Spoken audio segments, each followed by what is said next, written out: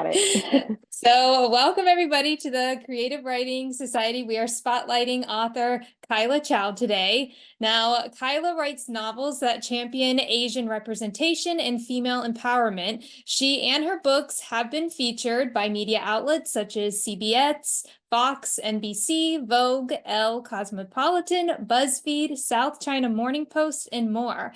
Kyla was also selected by Forbes for its 30 under 30 list, which I did see posted on Instagram, Kyla, and Tatler as a leader of tomorrow. In addition, she was awarded a certificate of recognition by the California State Assembly for her contributions to Asian media representation. Kyla now works at a tech company in Silicon Valley after graduating from Stanford University in 2021. A native Singaporean, she's still trying to understand why Californians love hiking and Patagonia fleeces so much. So welcome, Kyla. We are so excited to have you. Hi, thank you everyone for joining. I'm in California, so it's still afternoon for me right now. I'm guessing that some of you might be on the East Coast, so it's the evening. So thank you for tuning in. I'm very excited to share more about my publishing and writing journey. And there's also going to be a chance for everyone to ask questions. So yeah. And without further ado, I'm going to share my screen and jump into my presentation. If you have any questions while I'm speaking, just pop them into the chat, and either Kali, Ray, or Natalie will be bringing up the questions later.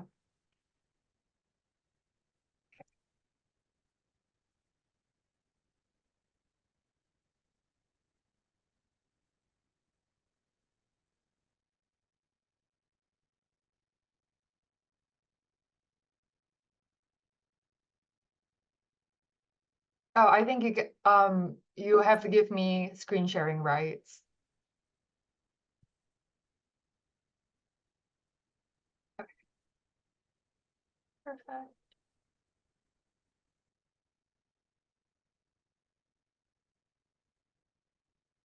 Okay, are you all able to see my screen? Okay, awesome. Okay. It says starting to share, Kyla. Okay, there we go. It's loaded. It's loaded? Cool. Okay, so once again, welcome everyone. And today I'm going to be sharing the story of how I came to become a writer despite never intending to become one. So just a little bit of background about me, although Kali did a really great job in covering all the basics. So I was born and grew up in Singapore. After high school, I moved to California to attend Stanford University. I graduated in 2021 with a master's degree in communications and a bachelor's degree in psychology. And right now I work in tech, but before that, I was a fashion journalist. I wrote for publications like Vogue, Tatler, Harper's Bazaar, and fashion has always just been a great passion of mine, and I would say that it's my first love. These days, life is looking a little bit different. So I work as a data analyst at a B2B tech company during the day. And at night, I become an author who writes novels starring women of color navigating male-dominated spaces. My first book, The Fraud Squad, was the Good Morning America Buzz Pick. I just released my second novel, Valley Verified, and that's the book that I'm going to be talking a little bit more about today. My next book, May the Best Player Win, it comes out next month, in 3 weeks actually. And then I have a fourth book coming out in 2026, which feels like a long time away, but it's going to be here before I know it. Yeah, and these are just some of my media features in Forbes, Vogue, Buzzfeed, on TV.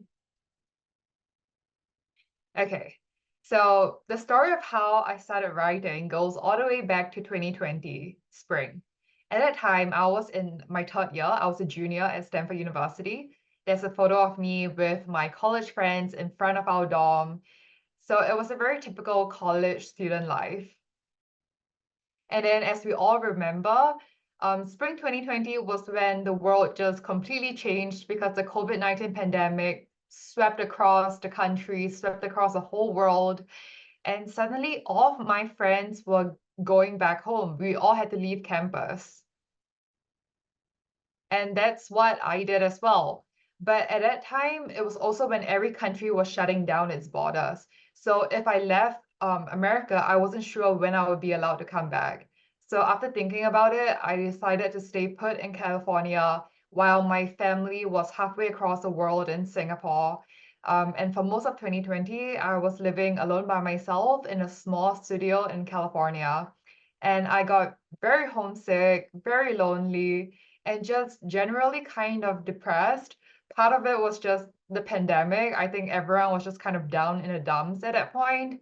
And part of it was just, when you're all alone with no one to speak to, it really gets to you. At some point, I started speaking out loud to myself because if not, I could literally go like days or weeks without ever opening my mouth.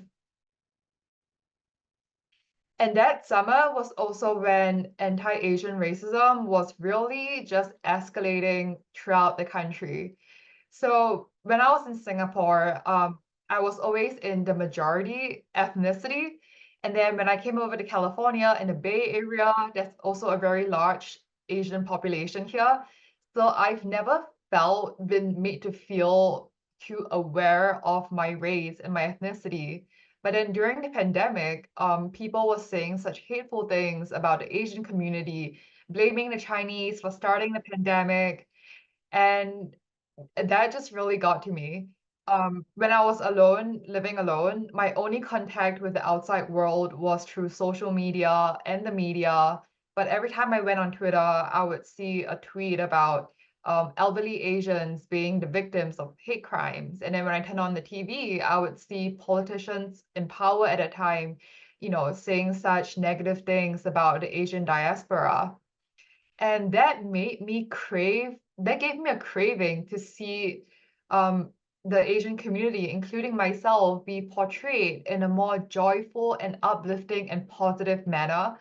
And I couldn't find enough representation like that. And that's when I decided to start writing my own stories where Asian characters could be the stars, where we wouldn't be blamed for everything, and where we just get to live our own lives and tell our own stories. And so this is a very quick summary of my writing process. I started out by scribbling on a notebook. I was doing an internship at that time, and they sent me the notebook. So I'll have like notes about my internship on one page, and then I flip to the next page, and it's notes about my book. And after a while, I realized that that wasn't sustainable. So I moved everything over to my laptop. And then I finished writing the first draft, revised it a couple of times, and then I think sometime in my final semester at Stanford, I got a literary agent. And then around the time I graduated, I sold my book to Penguin Random House. And then my first book came out in 2023. So yeah, it was just getting my book deal just as I was about to graduate. And I remember it was actually one day before my birthday. It just felt like a very nice conclusion to one chapter of my life and the start of a new chapter where I can call myself a published author. So my first book is The Fraud Squad. It's set in my home country of Singapore. And I just really wanted to write a story set in Singapore because I was so homesick at that time. And writing about these familiar places and all the food, it just made me feel like I was still connected to home at a time when I didn't know when I could go back. My book that just came out, it's called Valley Verified. It is set in Silicon Valley and it is very close to my heart. And my book coming out in 3 weeks, it's called May the Best Player Win. It's about a female chess player. And then I have another book coming out in 2026, which is so far away that it doesn't even have a cover yet. But yeah, hopefully soon. And as you might notice, I write for various genres and various age groups. My first two novels are adult contemporary novels. My next novel, it's middle grade. It's more suited for teenagers and preteens. And then my book in 2026, it's young adult historical fiction. So I really like exploring different facets of writing. I like challenging myself. And even though, it can be a pretty steep learning curve sometimes, I think that part of the challenge makes it even more exciting. So for Valley Verified, like I said, it is set in the San Francisco Bay Area's tech industry. It stars a fashion journalist who's forced to quit her job in New York and take up a new challenge in Silicon Valley at a tech startup, where she's responsible for securing an 8-figure investment that could make or break the company, and with that, her own future. And as she's thrown into this cutthroat world where she has to tackle tech bros and tech billionaires, she must also confront her own insecurities of being an outsider in a male-dominated industry. And I mentioned earlier that this story is very close to my heart because it was inspired partly by my own journey.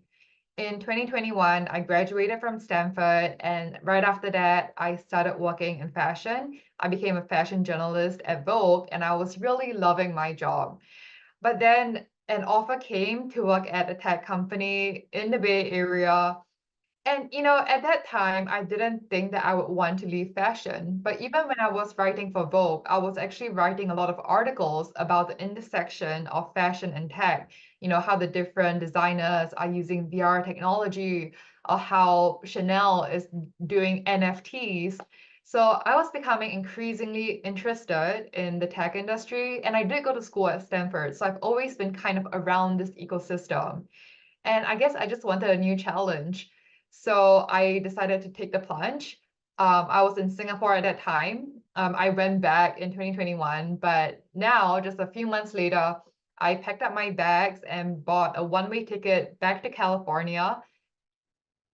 And not only did I just, move from one country to the other, I also went from the world of high fashion to the world of high tech. As you can tell, the two of them look pretty different. It was a very jarring transition, and very quickly I found myself plunged into self-doubt and imposter syndrome. I felt that I had lucked my way into this job, that I didn't deserve to be there, that I wasn't qualified because I never studied anything technical in university. I studied psychology and communication. So those are humanities and social sciences. Nothing that really prepared me for a role that was suddenly very technical, where I was expected to know how to code, and I've never done any coding before this. So it was a very steep learning curve. I felt like I kept making mistakes, that I'm not learning fast enough. Um, and the worst thing is, I couldn't bring myself to tell anyone about my feelings.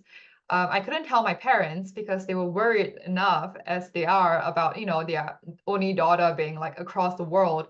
So whenever I called them, I would only tell them the good things, like, yeah, California weather is amazing. The tacos are great and so cheap. And I would not tell them anything about my job. And I also couldn't bring myself to tell my friends about all these insecurities that was just filling me up, because they all seemed so successful and polished and put together, and I wanted them to think that I was just like them. And I had all these emotions churning within me, and I had no outlet for them. I couldn't tell anyone. And finally, I think I got to a point where I felt like if I didn't get them out of me, I was probably going to just like erupt like a volcano. And so that's when I started writing again. I decided to get my thoughts out onto the page, into words, and that was actually very cathartic for me. And so I started writing Valley Verified in December 2021, a few months after I started at my new job. And I remember when I got the idea for this book and when I wrote the first sentence. In December 2021, I had been in California working for a few months, but then I was flying back home to Singapore to spend the Christmas break with my family. And on the flight back home, it was a 17-hour flight. There weren't any good movies, so I had a lot of time to think. And I remember thinking to myself, if my parents asked me how my job was going, I wouldn't be able to lie to them when they're looking right at me. Like my mom would take one look at my face and realize that something is very wrong, but I still didn't know how to break it to them. And so I took out my laptop and I ended up writing the first sentence. Zoe Zeng was having an absolute blast. But the thing is, she wasn't having an absolute blast, and neither was I, but we were both lying to other people and to ourselves. And that's the first sentence, and it has remained the first sentence from the first draft to the published version you see today. And then fast forward, the book that I began writing at the end of 2021 came out slightly over 2 years later in January 2024 this year, and it is my second book, Belly Verified. So one thing that really amazed me is that whenever readers reach out to me, because I started writing this book when I was 23. I wrote it from the perspective of someone who was still very new to the workforce and who was still trying to explore my career. And I thought that my book would resonate mostly with people who are in the same career stage as I am. But what amazed me and surprised me was that people from all different stages of their careers reached out to me to say how much the story resonated. This includes people who are new to the workforce, like me, people who are in management, executives, and even retirees. They would tell me, like, wow, reading your book brings back so many memories. It seems like nothing has changed. Just yesterday, a woman reached out to me to say that reading my book reminded her of when she started working at DoorDash, and that was back when there were only 30 people. So yeah, that was way back. And I just want to share 5 takeaways I have learned from my writing and publishing journey, which, to be fair, it's still ongoing. So I'm still always learning new lessons. But these are the 5 that really stand out to me. So number 1 would be to allow yourself to be open to new possibilities and surprises. Like I said, I never envisioned myself becoming an author. I didn't think I was creative enough to come up with any original ideas of my own. I didn't think I had the stamina to write a whole book. Like 100,000 words just seemed like an incredibly, overwhelmingly large number to me. So yeah, never saw myself writing. And if not for the pandemic, I don't think I would have ever started to write. Because when I was living in college in a dorm, I was always surrounded by my peers. And so there was always the feeling that you had to seem successful, that you have to keep up with everyone else. And so I never dared to try any new things that I might not be good at in case I failed at them. But during the pandemic, as horrible as it was living alone, the silver lining is that for the first time, it was really just me. I didn't have to think about what other people would think if I were to start writing. It didn't matter if I would fail because no one would be around to watch me fail. And in fact, I didn't tell anyone that I was writing a book until I had hit 50,000 words. At that point, I was like, well, I'm probably going to finish this. So I ended up telling my family and 2 close friends, but no one else. And when I announced my book deal, I had so many of my college friends messaging me and being like, wait, you wrote a book? So yeah, everyone was surprised. And in hindsight, I'm very grateful to myself that I allowed myself to explore this new path. I know that all of you are in the society because you really love writing. So, you have a head start, but also just let yourself be open to new avenues and new paths that you might not have thought for yourself. Yeah. So if not for, this decision that I made so many years ago, I wouldn't have 2 books out today. My second takeaway is, what would you do if you know you couldn't fail? So right now, I'm a published author with 4 book deals with Penguin Random House and also a literary agent. But when I first started on my publishing journey, I didn't do a lot of research, and so I went into the whole process being quite unknowledgeable about everything. And in hindsight, I think that actually helped me because if I had known how hard it would be, I wouldn't even have dared to try. And so this was something that I only found out many, many months later, that it's pretty hard to get a literary agent. According to a lot of articles online, the success rate is 1 to 2%. And then if you want to get a book deal, out of all the people with a book agent, only a very, very, very small percentage end up getting a book deal. Yes, but so if I had known these numbers, I would have just told myself like, oh, Kyla, there's no way you're going to be able to make it. Like, don't even bother. So I would just want to encourage you to ask yourself the same question. What would you do if you know you couldn't fail? Um, there's nothing stopping you from trying except a fear of failure and a fear of rejection. But if you don't try, you are never going to know how it's going to turn out. At least if you try it, you will never have to regret and worry about the what ifs, and you would be grateful to yourself for, daring to take that first step. Number three, a rising tide lifts all boats. I think from a young age, girls have always been taught to see one another as competition. It is just culturally conditioned into us. In Hollywood movies and shows, only one girl can be the most popular girl, the prettiest girl, the homecoming queen, the one who gets the cute boy. Yeah, this one of my favorite movies, Devil Wears Prada, it also pits women against one another.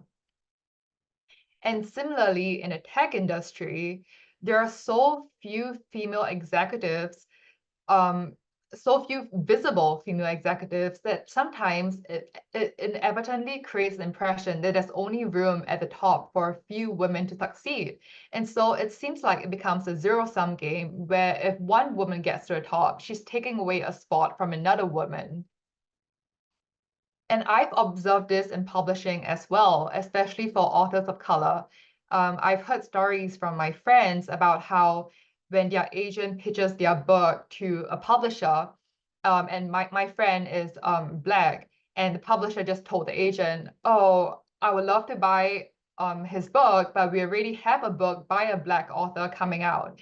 And so again, it makes it seem like our fellow authors are competition when it really shouldn't be that way. And when women view one another as competition, we are letting the real people in power get away with too much. And so I strongly believe that if you're in a position to do so, extend a helping hand to someone else, whether that is giving a referral, connecting them to someone else, or even just sharing your expertise over a coffee chat. I've been very fortunate to meet some incredible authors who have been so generous with their time and their advice, and I really hope to pay it forward. Number four, and I think this is the biggest lesson I've taken away. I actually don't know why it's number four. It should be number one. Comparison is a thief of joy. As a writer, you could be making comparisons. You could be comparing yourself to your peers all day long. It never stops. Before you get a book agent, it's why does my friend have a book agent and I don't? Why did she get a book deal and I didn't? Or why did she get more money for her book than I did? How do I get my how do I get my book turned into a movie like another author? Why is their book getting better reviews? Why is she getting another book deal? You would drive yourself insane asking these questions. And the thing is, they are so beyond our control. So I tell myself that for the things that are out of my control, I'm not even going to think about them. It is fruitless. It's just going to make me mentally exhausted. And instead, I focus on what is within my control, which is the amount of effort and the amount of time I put into my writing. And I tell myself, I don't have to compare myself to others. I just have to compare myself to who I was yesterday. And if I'm even just a tiny, tiny bit better than I was yesterday, I think that is progress. And on that note, progress comes in all forms. So this is a screenshot of my word count tracker when I was writing my fourth book, the one coming out in 2026. If you look at the last column, it shows the number of words I've written that day. And it's going pretty well. And then you get to the 16th of June, where suddenly I ended up deleting over 3,000 words. And that hurts sometimes when you're just removing an entire chapter from your book. But then I tell myself, by removing that chapter, I'm actually going to be making my book stronger overall because I'm removing something that is irrelevant that might just slow down the pacing. So even though on the surface, it looks like I've taken a step back, but overall, it is still progress. And so I think we all know that progress isn't linear, but I also don't think it quite looks like this either. This is what I think progress looks like. It's going to be loops. Sometimes you have to go backwards and just so that you can go forward again. And the sooner we make peace with that, the easier it becomes. And then for a bonus takeaway, I've learned to celebrate progress. So I think I'm someone who is very hard to satisfy. I love going after goals. That's the type A personality in me.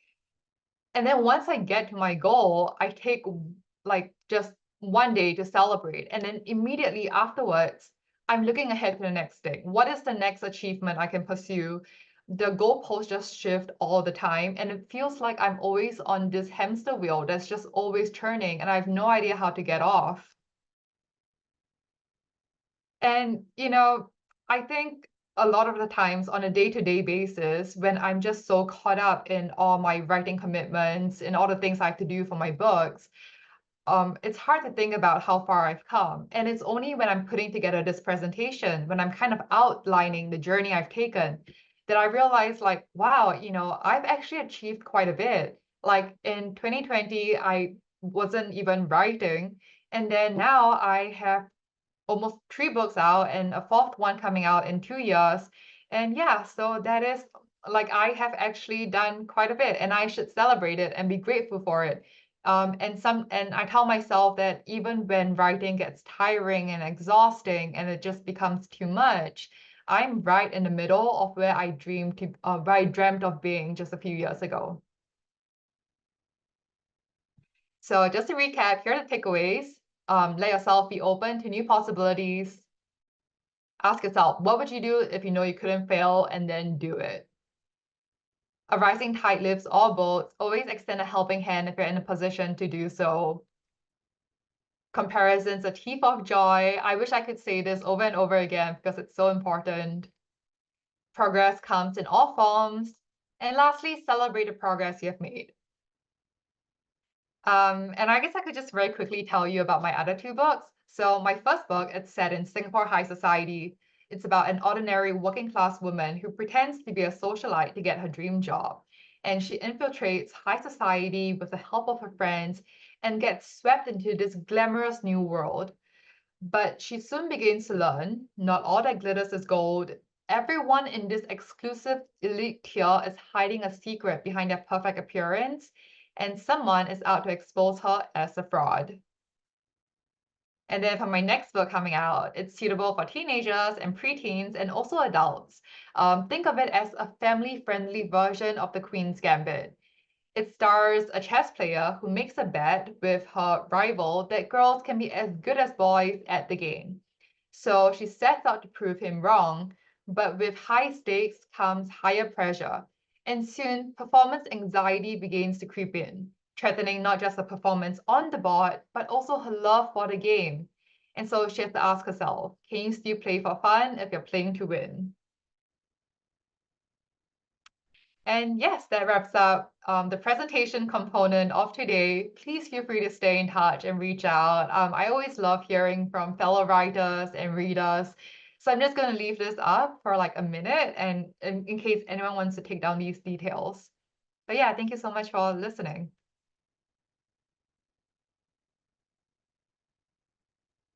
That was awesome, Kyla. Thank you. Yeah, so we'll leave this up so everybody can go follow you and sign up for your newsletters.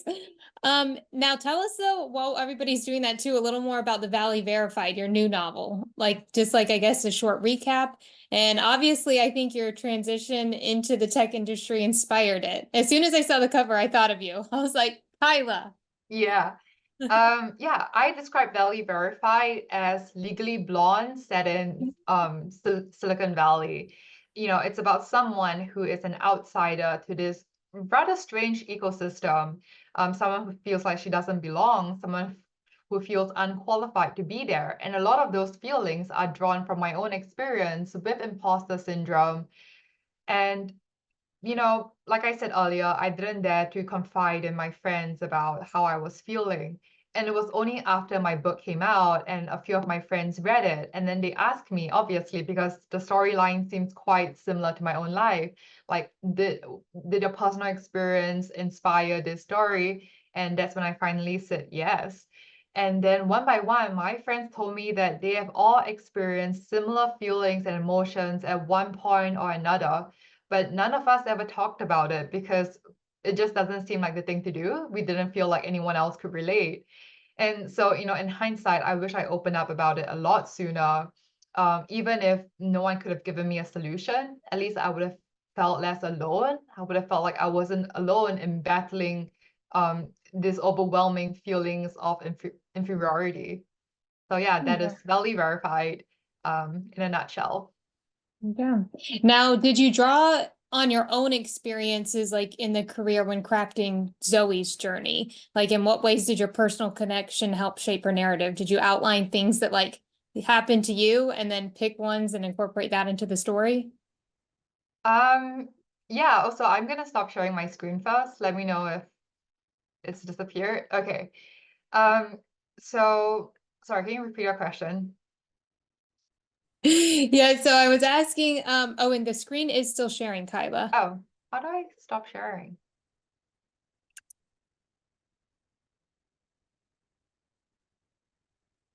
Okay, There you go. hopefully that's okay now. Okay. No, so my question, Kyla, was did you draw on your own career experiences when you were crafting Zoe's? Did you kind of write out things that happened to you and then use those and incorporate them into the story?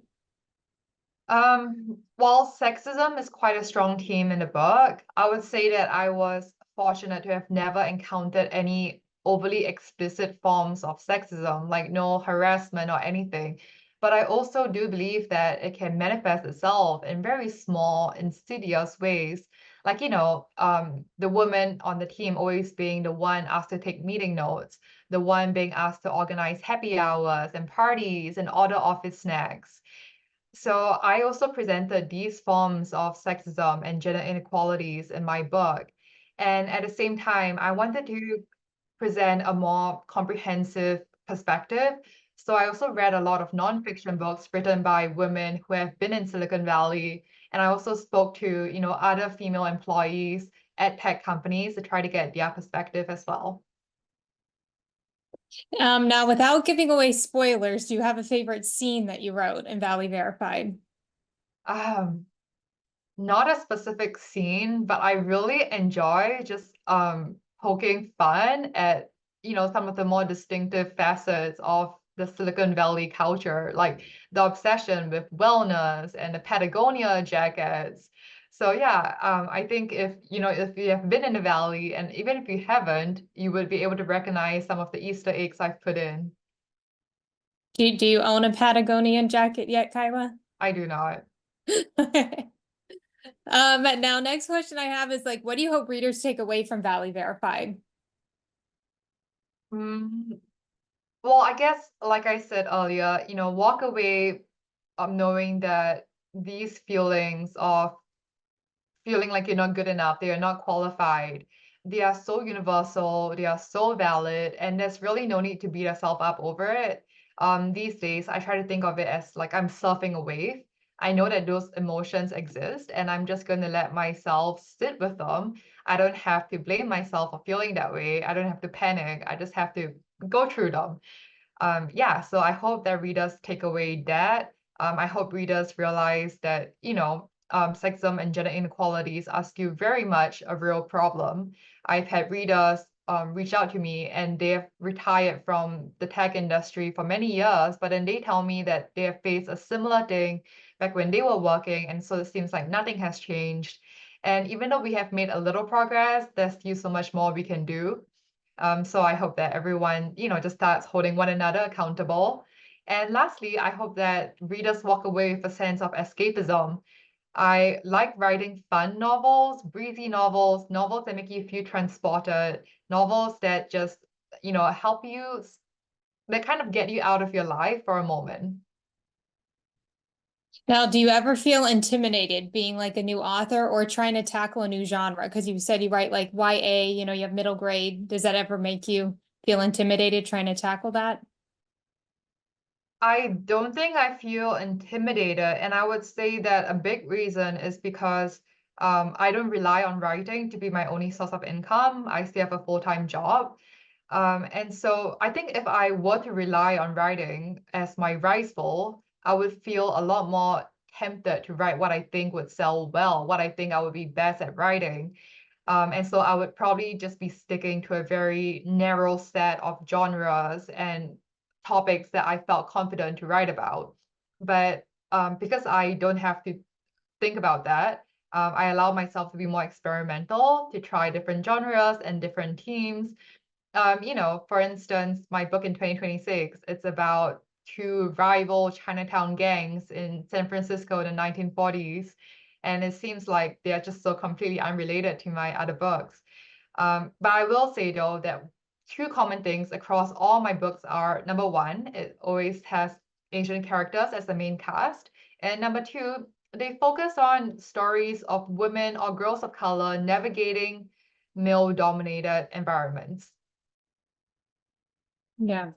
Now let's kind of talk about your writing process. What is the best writing tip you've gotten and the worst writing tip you've gotten? Okay, the best writing tip I've gotten, and I practice it myself, is that when you're writing the first draft, set your font size to font size 7. And that way you cannot read what you're writing, and so you won't feel tempted to edit as you write. Just focus on getting the first draft out and done before you go back and edit. So I love that advice. I do it myself. And I would add on to that by saying that I also, when I'm drafting, my font is Calibri. It's like a very unofficial, non-standard font. And that actually helps me, it creates this mindset that, oh, it's just the first draft. It's not a finished product. It doesn't have to be perfect. And then when I'm actually, writing the very last draft, that's when I change everything to Times New Roman, font size 12, the standard. And as for the worst writing advice, it is any advice that is too prescriptive. I don't think there's like a set and true method for how you want to approach writing. For some people, they want to write every day. For others, it's about, writing once every week. I think it's important to figure out a routine that works for you and your schedule and your lifestyle. It's also okay to change your approach. You don't have to stick with one approach forever. Like when I was writing The Fraud Squad, I was completely just coming up with a story as I wrote, no planning, no organization, no outline. But then now I write very detailed outlines for all my books, like 27-page outlines. So yeah, my approach has changed, and I don't think any of it is like the best. There's no such thing as the best. Now, what's your favorite part about being an author?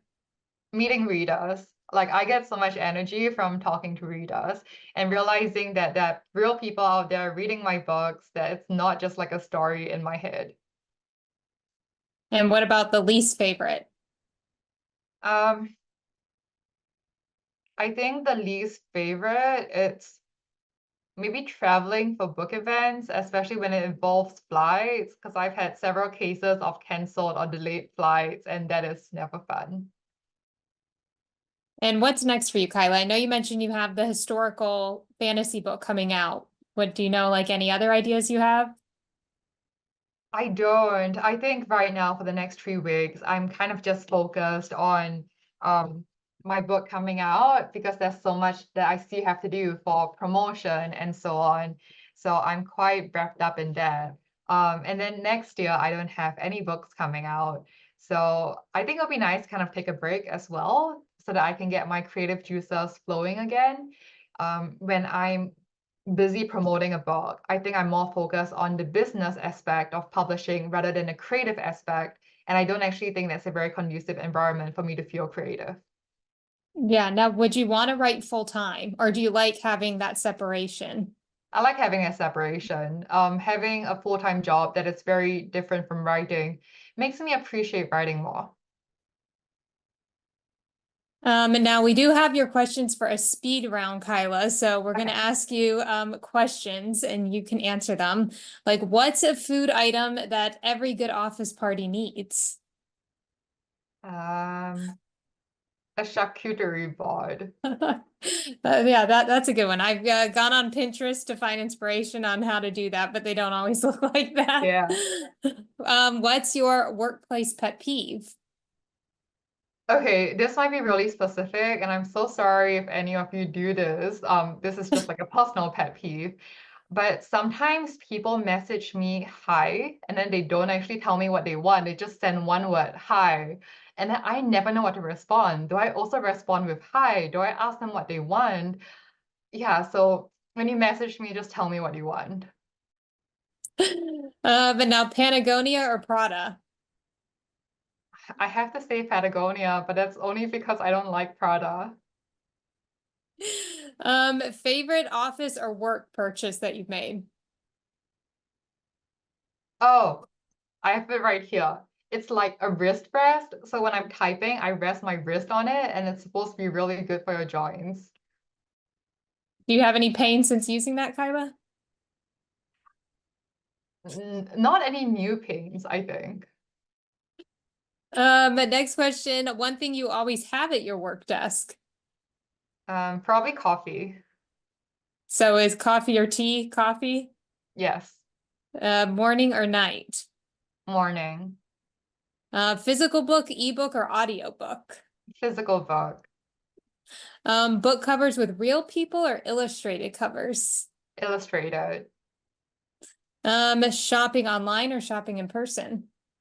Um, Shopping online. I don't want to have to stand in line for a dressing room and only be allowed to take in 6 items. Now do you DNF, do not finish books, or do you feel guilty? I feel guilty, but then I don't finish books anyway. I think there are just so many good books out there, and life is too short for me to force myself to read something I don't enjoy. Yeah. Now do you reread books, or once you read it, you're done? I am a once and done person for the same reason. There are just so many good books. Yeah, same. All right, well, that concludes our speed round. So we're going to open the floor if anybody has any questions. I know Natalie put in the chat, she said, did any of the male characters in Valley Verified try to sue you? Um, no, I don't think anyone. Well, the thing is, I didn't exactly base any characters on people I know in real life, but I came pretty close because I remember in my very first draft, um, I think there's this boss, like this female boss in my book that doesn't start out very nice, and she has a British accent. And then I got a new manager, and she has a British accent. So I was like, darn, I don't want her to think that I'm writing about her. So I changed the accent to like, and not something else. Did she catch on at all or no? Well, I don't know if she's read my book, and I'm not gonna ask. Another question we have was somebody said, I would love to hear more about how you learn to write for different audiences and if you need different agents for those. I'll tackle the second question first. So in my case, my agent represents um, different age groups. So I really only need one agent to represent all my books. But I also have friends who are with agents that, let's say, they only represent adult fiction. And so if they want to write for a younger audience, they'll have to find another agent for those books. And as for how I learned to write for different audiences, I think a lot of it just comes from reading. I think the best way to become better at writing is to read more. And so I read books for the audiences that I want to write for. And that's when you begin to pick up, like, some of the genre conventions and age group conventions and so on. Yeah. And actually, I want to say another tip I use when I'm writing is I don't read books that are too unlike the genre I'm writing in. So I remember when I was writing a draft of The Fraud Squad, which is a very like fun novel. I was also reading a very depressing novel about wartime. And then at some point it just leaked into my writing, and then my book became so dark and depressing, and the characters became so filled with hatred. And I was like, what's going on? So yeah, from then on, I just try to keep a separation between what I'm reading and what I'm writing. Yeah. Yeah, that's a good point. I've done that before too. Um, Next question somebody had was, how do you make time for writing while working a full-time job? Do you have to sacrifice a social life or other hobbies? Yeah, I do. I definitely sacrifice my social life. I think, after so many years, I've kind of figured out what is the time of the day when I feel the most creative, and it's always early morning. So I guard that pocket of time very jealously. On weekend mornings, all my friends know that it's my writing time. So they know not to ask me out for brunch or whatever. I don't think I've gotten brunch in like 2 years. Yeah, so figure out what works best for you and then try to preserve that as much as possible. But I think you also have to be okay with making a trade-off. Like if you want to be publishing books, maybe that's just, some days you just have to stay at home when everyone else is going out. And right now, I think the trade-off is worth it. If someday I think it's not, I'll just stop writing. One question I have too is, Kyla, are you involved in the like cover designs? Do you get like sent a few designs and then you go from there, or you don't have any say in it? Yeah, they send me a few different options I get to choose. The choosing happens pretty early on in the process. And they will also ask me for any ideas that I might have and so on. And then Margaret asked, she said, I would like to hear more about how you obtained your literary agent. Okay, so this is a process known as querying, and it's basically just cold emailing. So I went online, Googled book agents, and then for those I found email addresses for, I just send them my book or I submitted like a pitch. Different agencies have different requirements. Some of them want to see us like 3 sample chapters. Some of them don't want to see any sample at all. So you just have to read the instructions on the website. And also, some agencies only allow you to submit to one agent at the agency at any one time. So you also want to watch out for that as well. And just another tip would be don't send it out to all agents at the same time, because what if your pitch letter isn't, there's something not right about it, but then you've just burned all your potential agents in one go. So send it to one batch of agents first. Look at the feedback. If they're reading your pitch letter and then they don't want to read any sample chapters, it probably means that your pitch letter doesn't make it sound interesting enough. So you would want to rework that. Or what if, they have read the first chapter and then they don't ask to see the rest of the book? It probably means that the first chapter could be worked on. So you want to use this feedback and then just polish things and try to make it as good as possible. Yeah. So as for how I got my agent, I just cold emailed.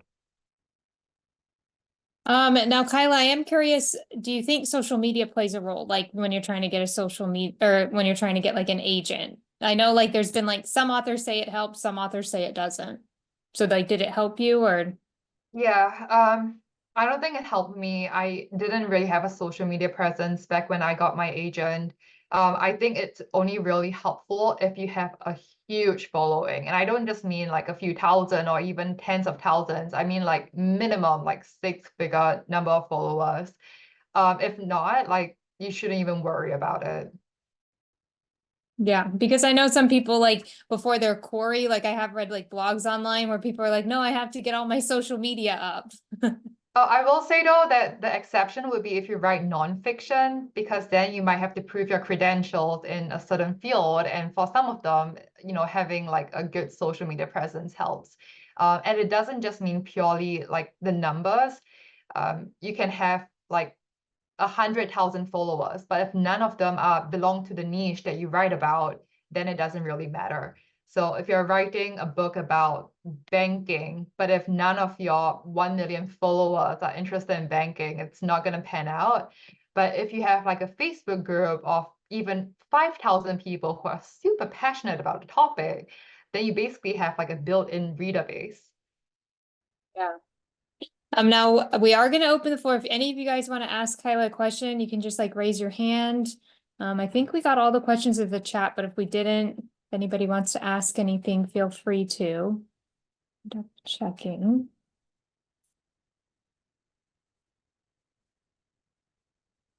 And did you have beta readers, Kyla? Like, how did you know? Like, I know you said you didn't come from a writing background. So when you were writing it, did you ever like freak out and think, oh my gosh, like, I don't know if this is good or Yeah, I had beta readers. I think when I first started out in writing, I didn't really, it was just my friends, and then I would send it to them, and then they would give me their feedback. And over time, you begin to figure out what kind of beta reader vibes best with you. You want to choose someone who has a very constructive critique style, and different styles resonate with different people. You would also want to find beta readers who actually are familiar with the genres that you're writing in. I remember I sent my very first book to a friend who only writes horror, and she was like, yeah, like this book isn't really for me. And I was like, yeah, I get that. So yeah. Yeah, that's a good point. If you send somebody a rom-com book and they only read historical fiction or like Yeah. thrillers, then yeah. How many beta readers do you typically get for one book? Do you? Yeah, so I separate them into a few different rounds. And I also try to have different kinds of beta readers, two different kinds. So the first kind, it's actually called an alpha reader. So they are reading my very first draft as I'm writing. And that's actually helpful because you can kind of see real-time reactions. And so you can kind of figure out if the pacing is slower in one chapter, or if there's another thing that isn't quite working. So that's my alpha readers, and I might have 1 to 2 of them, like a pretty small number, because not everyone wants to be, reading an incomplete draft. And then once I have a first draft, I might send it out to 1 or 2 more people, and then I'll revise based on their feedback. And then once my next draft is ready, I will send it to another couple of people. And then definitely I will show it to my agent as well. She would probably read it once and have her own feedback. And then after that, I send it to my editor, and I don't send it to anyone else anymore. I only focus on my editor's feedback.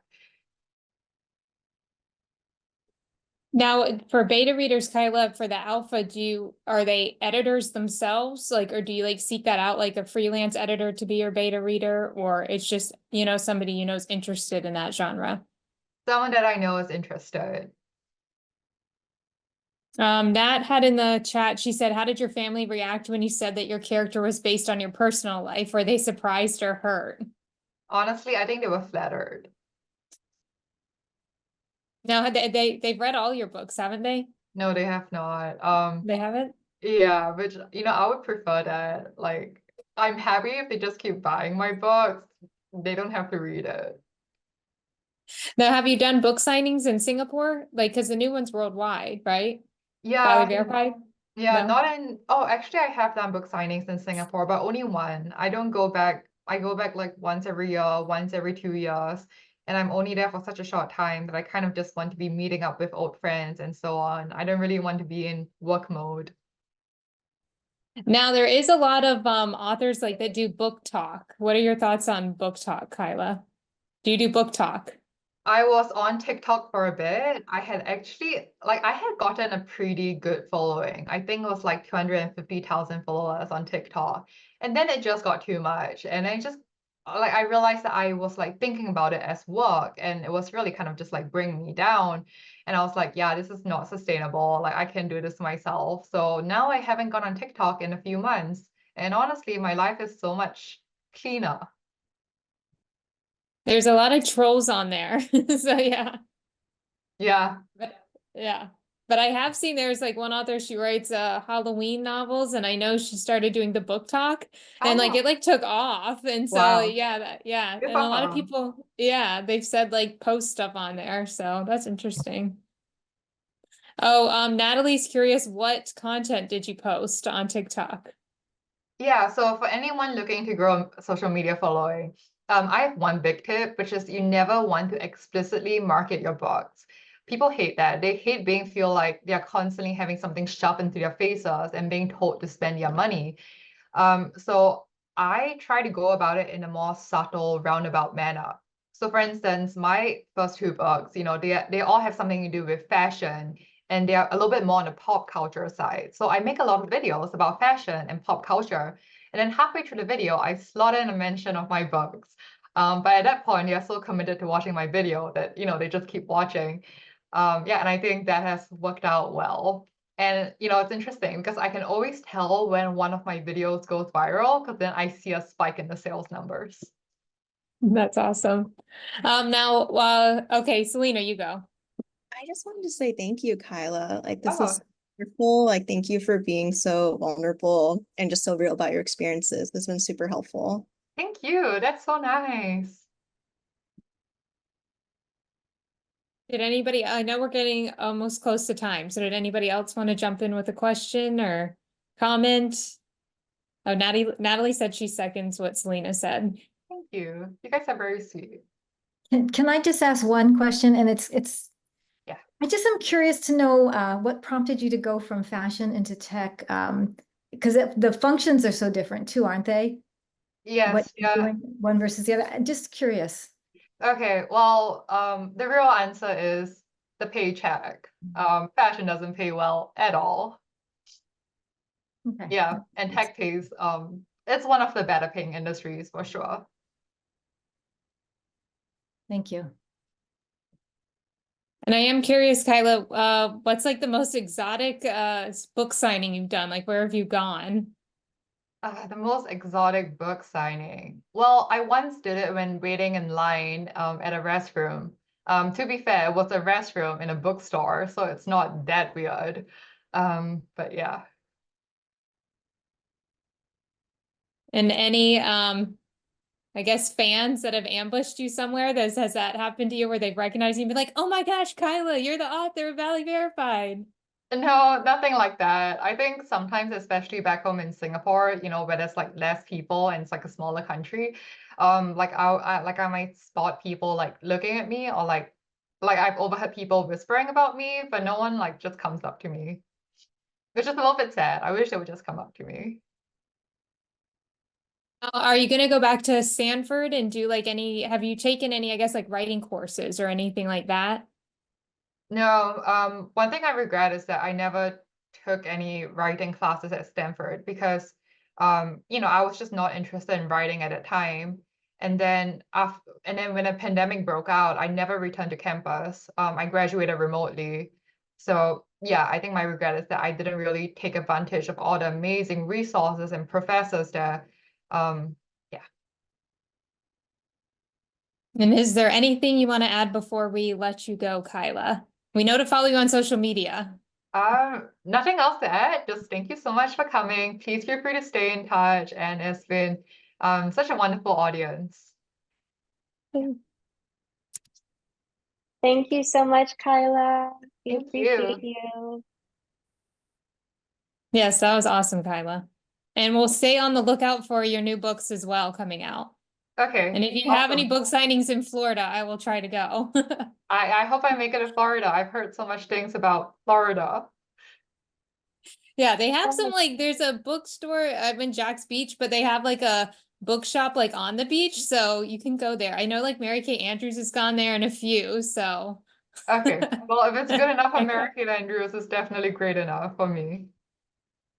Just don't come during hurricane season. I'll keep that in mind. But yeah, thank you so much, everyone. Have a Thank good rest of your you. day, wherever you are. Thank you, Kai. Bye. Bye. Bye, everyone.